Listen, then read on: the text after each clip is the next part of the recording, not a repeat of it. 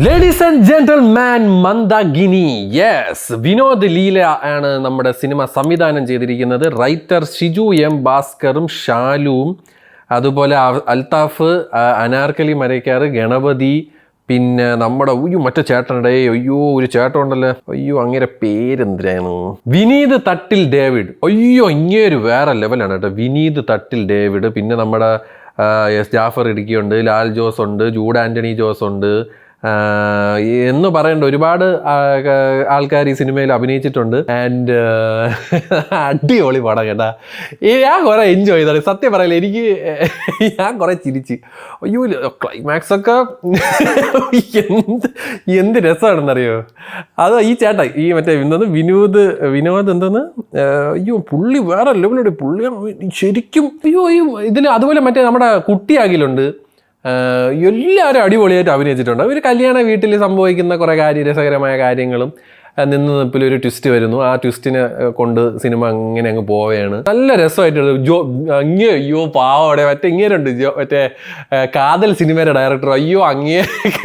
അയാളെ കാര്യമൊക്കെ നമ്മളിങ്ങനെ അത് വിഷമം വന്നോടെ ഭയങ്കര രസമായിട്ടുള്ളൊരു പടം കേട്ടോ. എനിക്ക് ഭയങ്കര ഇഷ്ടപ്പെട്ട്. എല്ലാം കൊള്ളാം. അതിൻ്റെ ഒരു ആംബിയൻസ് ക്രിയേറ്റ് ചെയ്തതാണെങ്കിലും പാട്ടുകളാണെങ്കിലും, പാട്ടൊക്കെ അത്യാവശ്യം 2-3 പാട്ടൊക്കെ ഉണ്ട്. ഒരു കല്യാണവും ബഹളവും ഒക്കെ ആയിട്ടുള്ള കുറച്ച് പാട്ടുകളും. പിന്നെ അൽത്താഫ് അടിപൊളിയായിട്ട് അഭിനയിച്ചിട്ടുണ്ട്. അപ്പാവി, ഒരു പാവപ്പെട്ട പയ്യൻ എന്നുള്ള സെറ്റപ്പിൽ. അനാർക്കലി നന്നായിട്ട് ചെയ്തിട്ടുണ്ട്. അവൻ്റെ അൽത്താഫിൻ്റെ അമ്മ, പുള്ളിക്കാരി വേറെ ലെവല് തഗ്ഗാണ്. നല്ലൊരു പടം അവിടെ. എനിക്ക് ഭയങ്കര സിമ്പിൾ ആൻഡ് ഒരു ഹമ്പിൾ ആയിട്ടുള്ള ഒരു കോമഡി പടം. തുടക്കം തൊട്ട് അവസാനം വരെ ചിരിക്കുക എന്നുള്ള ഒരു സാധനം. അതായത് ഭയങ്കര സംഭവം എന്നല്ല, സിറ്റുവേഷണൽ കോമഡീസും നമ്മളെ മറ്റേ ഡയലോഗ്സും പിന്നെ അങ്ങനെയൊക്കെ ഉള്ളൊരു സാധനം. നല്ല രസമുള്ളൊരു പടം കേട്ടോ. അവസാനമൊക്കെ അടിപൊളിയായിട്ടുണ്ട്. കണ്ടിട്ടുള്ളവരാണെങ്കിൽ താഴെ വന്ന് കമൻറ്റ് ചെയ്യുക. അപ്പോൾ ഇതാണ് എനിക്ക് പറയാനുള്ളത്. നിങ്ങൾക്ക് ഇഷ്ടപ്പെട്ടെങ്കിൽ ഇഷ്ടപ്പെട്ടെന്ന് പറയുക, ഇല്ലെങ്കിൽ എന്ന് പറയുക. താഴെ നിങ്ങൾക്ക് കമൻറ്റ് ചെയ്യാം. I love the movie. It was very nice. It is very nice. ഒരു കോമഡി പടം. ഗണപതിയൊക്കെ എന്ത് രസമായിട്ടാണ് അഭിനയിച്ചേക്കണേ. അപ്പോ അതാണ് പറയുന്നത്. നമ്മൾ മറ്റത് മാത്രം പറഞ്ഞാൽ പോരാ.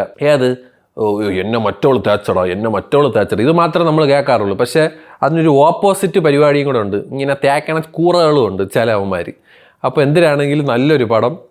നിങ്ങൾ കണ്ടിട്ടില്ലെങ്കിൽ ഒന്ന് കണ്ടു നോക്കുക കേട്ടോ. രസമുണ്ട്. നല്ലൊരു ഫാമിലി പടമാണ്. രസമായിട്ട് എടുത്തിട്ടുണ്ട്. കൊള്ളാം. എനിക്ക് ഇഷ്ടപ്പെട്ടു. നൈസ്.